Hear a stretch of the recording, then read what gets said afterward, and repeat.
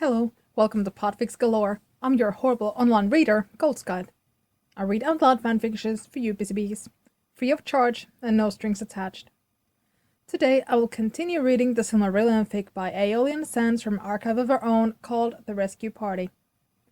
I hope you can at least try to enjoy my voice, and I will try my best for you with the equipment available to me. On with the show. The Rescue Party, Chapter 13. The Fated. Myron stood on the balcony of Tall Inn Gauroth, looking out over the water. His mind was going a million miles a second, racing through all the possibilities. I could send the wolves, he thought. It was a fine idea to give his pack some good exercise, but yet Myron wasn't Melkor, Lord of Chaos. No. The wolves served him well when ripping and gnashing of teeth were needed, but with Feanor, a returned Feanor, such a strategy would not do. He intended to present his master with intact elf lords. Besides, the details surrounding Feanor's return were still vague. There was too much uncertainty, too much risk. One should not attempt to mold a new metal unless he had calculated and predicted exactly how it would respond to heat and pressure under a hammer. There was a distinctive possibility that the Valar were directly involved in the elves' return to the east. Those cowards may have endued the arrogant fools with greater power. Myron did not want to endanger the lives of the few creatures of Angband he could call his own. Myron shook his head. No.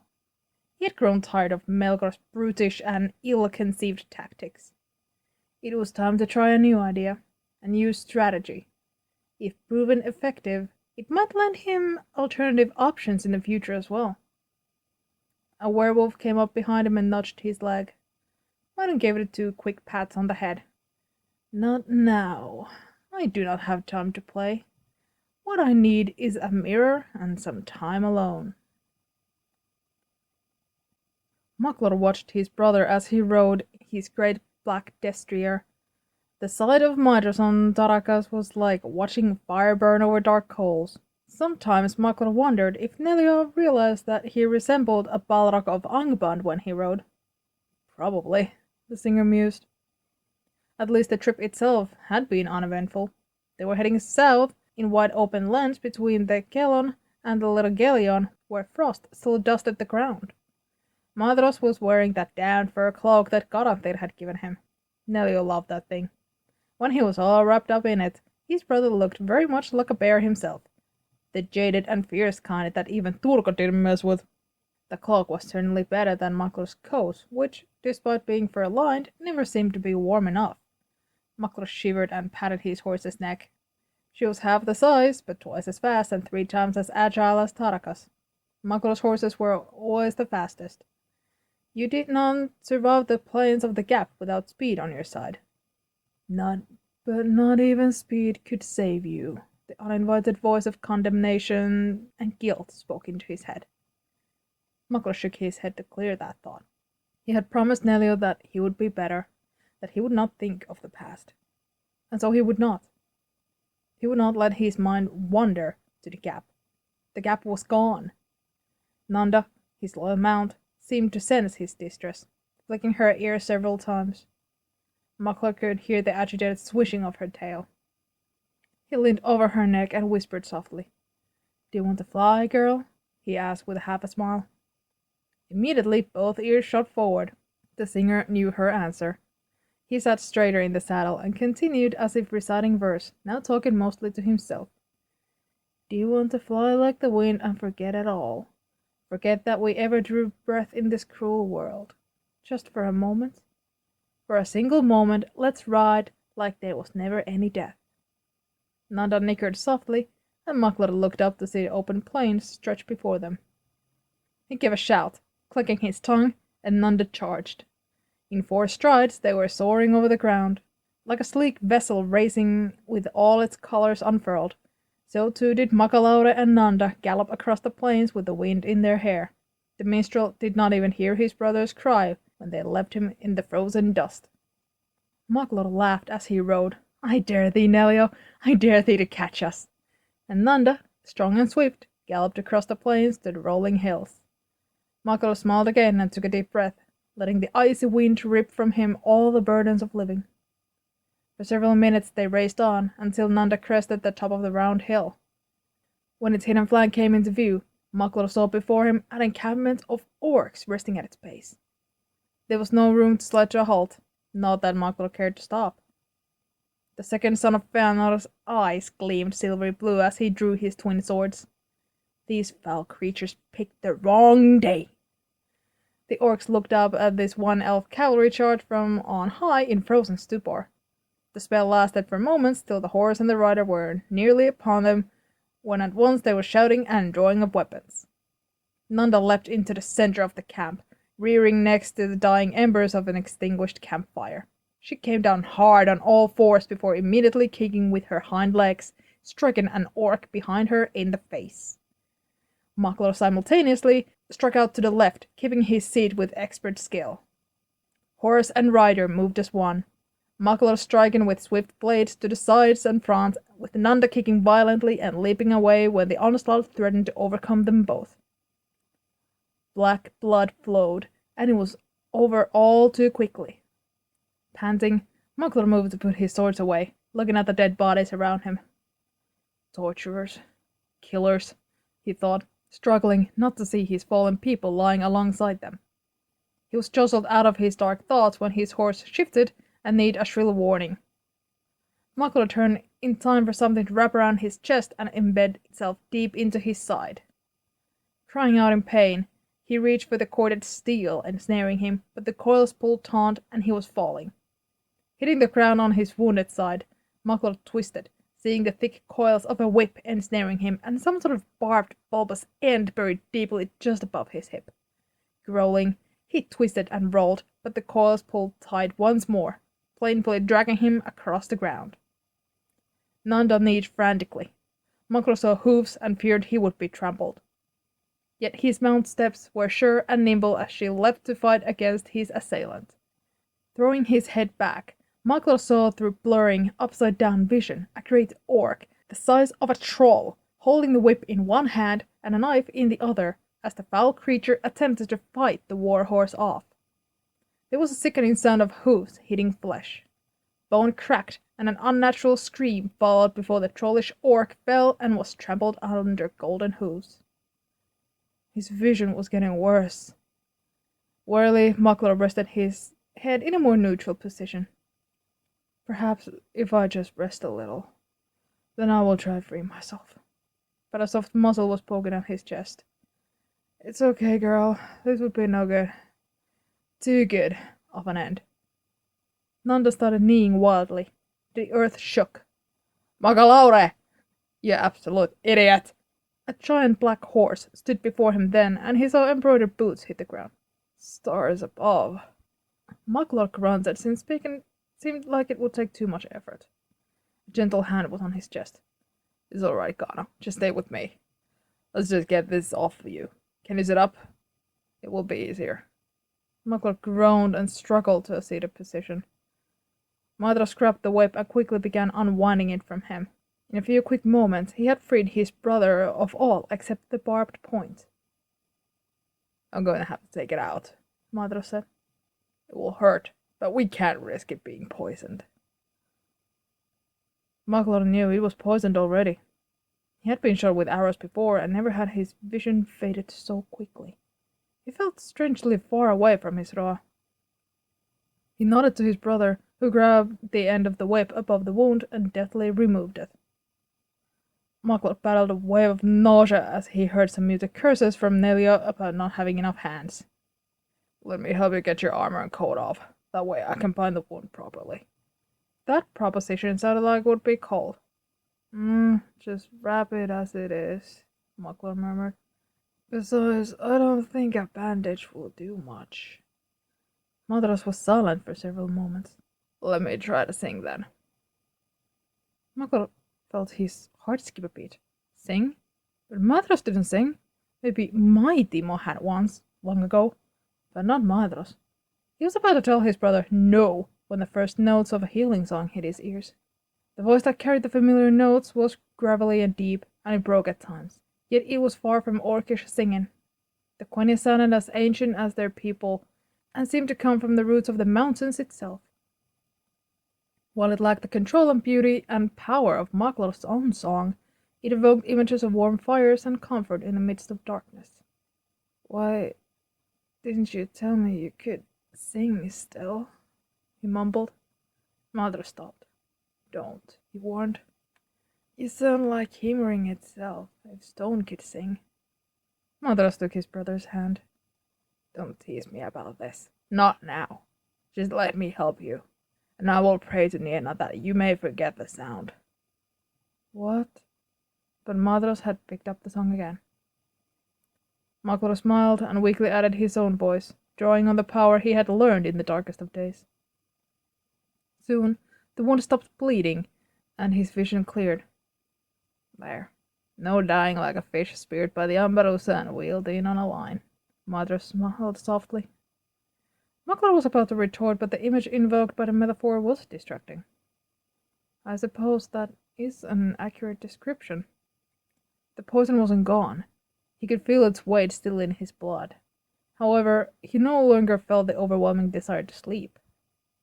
"Let's go, before their friends find us," he replied, slowly standing on unshaken feet. Madras frowned, but let him get on Nanda's back. Nerdanel was pleasantly surprised that her husband was behaving. Their group was following the river north, navigating their way through the forest of birch and cottonwood that grew within its floodplain. She was even more surprised that he had not attempted to take over the leadership of the group, but was instead dallying in the back, inspecting the occasional boulder washed up by the river. It reminded her of when they were both young and free, escaping from Tyrion in the summer months to explore the far reaches of Aman. Nara used to be so fascinated about all that was around him. At one time, no one could contain Feanor's curiosity or lust for life. Nerdanel wondered when he lost these traits that had made her fall in love. Certainly, it was before the twins were born, before Kurvo and Morio, and dare he say Turko too? But he had held them still with Nelio. When Nelly was young, the three of them would still ride out into the night, and she remembered nights spent in distant mountains on beds of pine needles with their child between them, and Feanor's newest rock, herb, unfinished map in the corner. Perhaps they had gone once or twice, but then his duties as a father and hers as a mother took over. And slowly the stress, the anger, and the obsession grew until they had killed Miriel's son she had so loved, a son that was maybe still inside Feanor somewhere. Nerdanel did not wish to break the spell, so she turned her attention instead to Karnistir, her son who seemed to be as tense as a bowstring although he tried to hide it. The one who called himself Karantir and walked briskly ahead. She quickened her pace until the two of them walked side by side. "Morio," she began, not fully sure what to say to her child, who now seemed distant and cold. Karantir slowed and looked at her. "Yes, Amille?" "Last night, I noticed you slept with your eyes open. Why?" "Oh, we all do that now. It keeps you from falling into heavy sleep." Nerdanel nodded. She had thought as much, although it terrified her to think that her children lived in such a world where peaceful sleep was feared. "Tell me about your kingdom." "It's gone now, mother," Karantir sighed. "But if you must know, it's up between the mountains and the lake, and on clear days you would see the world reflected in the waters. They're at distant outposts. I treated with people from lands more distant than even this one. But those days are gone." Nerdanel nodded. "What are they like? The second-born?" Her son looked down. "Hairy. Smelly. Most of them are quite ugly. But they have great strength in battle, and bravery is no stranger to them. It is said that their fates are apart from ours." "Yes. Not even they know where they dwell after a short and thankless life. But I wish sometimes I too had the gift of man." Nerdanel reached an arm out and grabbed her son, stopping him in his tracks. "No." Karantir huffed. I do. Would it not be easier to burn brightly for hundreds of years and pass into song? But we who are burdened to live till slain must burn and burn and burn, and pray we do not fall even once. Is it not easier to hold on if you only must do so for a century? But, alas, this is a moot point for me, Emile. Nathaniel did not need to ask. She knew he talked about the oath. He had said as much last night. The oath will destroy your sons completely, which is why you should not have returned. Maybe Mondos played some trick for father, I cannot say. Madros may deny it. They all may deny it. But I know. I know we are marching to our doom, like children's toys tied to strings. All I have left to me is to play my part and try to be strong for Madros and the others. Madros is Maitimo? Karanthir laughed without mirth. The name you gave him was taken by Moringotto. We all say it every once in a while by mistake or force of habit. He will pretend not to notice. But he does. He bristles every time. That is how much he hates it. Nerdinala felt her heart sink. Something was horribly wrong. How did the enemy take my name? I know he used to like it. Karanthir stopped walking altogether. You don't know? No.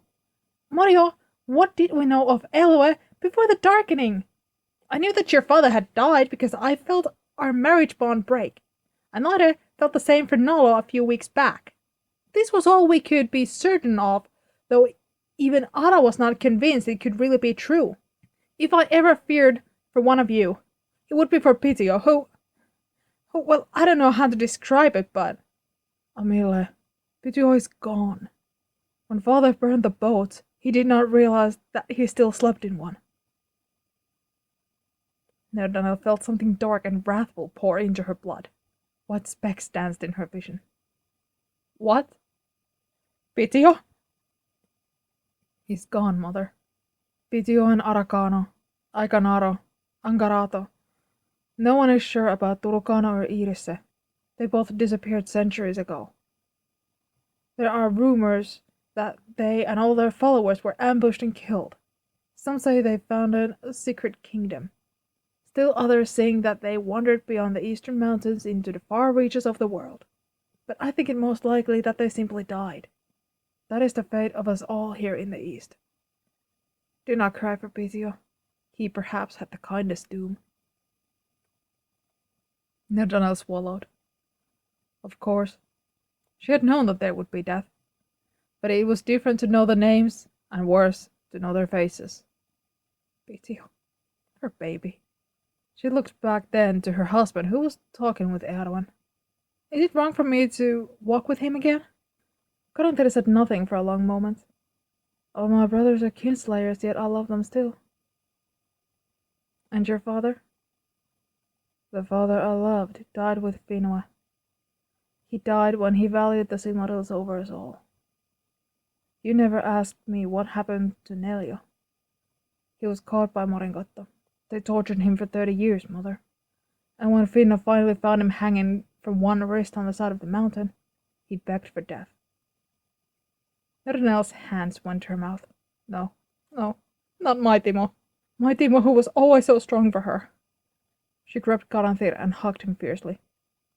Suddenly she felt Karanthir stiffen. Hands, familiar hands, were on her shoulder. Nerdanel? Fëanor asked. She leapt up, almost drawing her sword. You didn't tell me. You didn't tell me that what you did to Pitio. What happened to Nelia Finwa? Fëanor paled. I thought you knew. No, I didn't know, she hissed. How could I have known? I knew about Alkalonde. But I used sweet Arwa's forgiveness as an excuse to keep loving you. But I didn't realize you burned our own son. I did many things that I regret. You killed our child. Erwan was afraid that one of them would draw a sword. As far as she was concerned, Fëanor was on his second chance, and she needed both him and Nerdanel to stay. She hadn't known about Pitio's fate, but it came to her as no surprise. Fëanor had been fair when he left. He had killed her family and her people without thought. If Nolo had not crossed the Helgaraxe, he too stood a good chance at being put to death. Was it that surprising that a man that would abandon his brother and kill his kin would not consider the safety of his child? Erwin had already made the decision to forgive his law brother. And there was no going back. It was like her old friend, the Meyer named Olorin, had told her while the grief was still raw. He had said as if speaking a favorite commandment. Do not be too eager to pass judgment. We cannot see all ends. She had taken such words to heart. Even Maelgård had been granted a second chance, so now she was counting on Fëanor to prove himself a better husband and father. However, that could only happen if he wasn't sent back to Mandos. She reached out to grab both husband and wife by the hand, but Nerdanel was turning on her heel, Erwin's fingertips grazing her friend's arm. Nerdanel! Fëanor cried out. Nerdanel was already running. Fëanor made to chase her, but Garanthir put an arm out to stop him. Stay here. She just learned about Pitio's death and Nelia's torment. You will only make it worse. Stay with Aunt Erwin, and don't either of you move from this spot. It is not safe here. Then Garanthir quickly threw the packs off his horse before riding after his mother. Erwin took a heavy seat next to her law brother. You'll make it up to them, she said, after a long moment's silence. Fëanor flung himself onto the grass by the riverbank. Did you hear what they were talking about? Might as well make sure. I killed my youngest son. My oath drove my oldest to treat with evil itself. He suffered as no one ever should. 2 of your sons are also in Mandos because I led them to an evil land. You should run too. Hate me if you must. I should have never invited others to come with me. This quest is mine, and mine alone. I heard, and unlike Nerdanel and Anaire, I am more gifted with the arts of Otama. I knew about my sons. I felt them pass. Erwin laid down a few feet away, staring at the treetops. Didn't we tell you this on the boat? We're not blameless. Anaire, Nerdanel, and I let you go. We let our children go. We all have our sins to bear, and as a very wise friend once told me, it is not our place to judge. Maybe if you were actively trying to do harm, I would seek justice. But you are seeking redemption, or I dare hope so. Nerdanel will see this too. When Fëanor didn't respond, Erwin looked over to see that he was holding the rock he had found up to the light. The smith snorted. You're good at this. I'm afraid your talents at comforting the guilt-ridden are lost on Ara, who has always been perfect. He would be beaming brighter than the sun if he heard that compliment from you. But although it isn't true, let's not dwell on guilt and sins. Tell me instead about this rock. What makes it so unique? A ghost of a smile appeared on Fëanor's face. Well, at one point there would have been a shallow sea, likely during the lamps. Then Erwin found herself drifting towards sleep as Fëanor spoke about geology in a quiet, resigned voice, and the sun drifted lower. Further to the south, Anara was gritting her teeth in frustrated boredom. Her husband was into his 3rd hour of telling Finarfin the politics of Beleriand. The 3rd house is perhaps the most renowned. They were led by a noble man and a great friend of mine, Hador. He had 2 children, Galdor and Glorrenhel. Both sons? His brother-in-law asked. The youngest was a daughter. She married the son of Halmir. Anara tuned them out again. Hador, Galdor, Halmir. And here she thought the House of Finwë lacked creativity in naming. But perhaps a triple thought dawned on her. Did they learn their name conventions from Nolo? Just how much knowledge had Fingolfin been sharing past 4 centuries? The poor, unfortunate second-born. No wonder the Val had wanted the elves in Aman. Was the river your primary trade route? Gah! This was the problem. Trade routes. Weren't they here to fight a war? Fëanor didn't bother with trade routes. Quite the contrary, he led his supply ships into a blazing inferno. Of course, there was the other extreme. War required excellence in logistics, but her husband was sounding a bit too comfortable in his comfortable kingdom. To reach Dorthonion and Dol Sirion, A significant outpost held by your nephew, until the siege ended, that is. She tuned out their talk of kingdoms and trade. She was here to bring down Moringotto and drag Findakano back to his room in Tirion. And maybe Turukano. Manway. May they still live. Valwena would have agreed with her. They ventured on. Finarfin and Fingolfin walking side by side and deep into their conversation, Anara marching ahead of them and occasionally muttering to herself.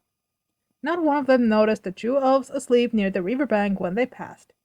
Or else perhaps they would have stopped and asked Earwen and Fëanor when they were alone and where Karantir and Nerdanel had vanished to, and why they had stopped when rendezvous was not until the river Norak met the Sirion. End of chapter 13. Stay tuned.